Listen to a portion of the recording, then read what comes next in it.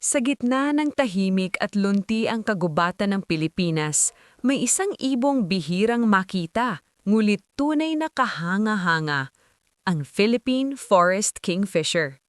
Hindi tulad ng karaniwang kingfisher na madalas makita sa tabing ilog at baybayin, ang species na ito ay namumuhay sa loob mismo ng kagubatan, malayo sa mata ng tao.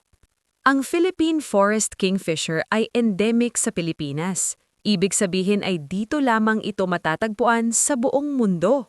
Kilala ito sa matingkad na asul, kahel, at minsan ay lila o turkesa magalahibo, isang buhay na hiyas sa dilim ng kagubatan.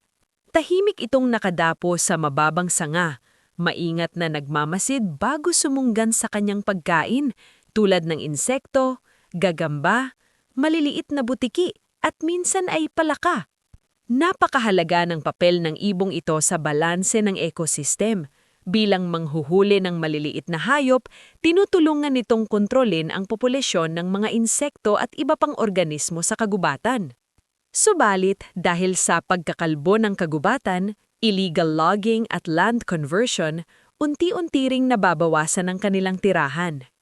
Ang Philippine Forest Kingfisher ay hindi lamang simbolo ng likas na ganda ng ating bansa, kundi paalala rin na ang pangangalaga sa kagubatan ay pangangalaga sa buhay.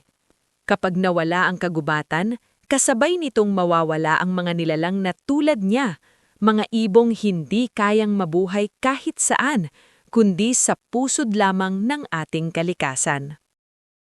Tara, samahan niyo kong tuklasin ang mga kakaibang yaman ng Pilipinas. Like, share, and subscribe.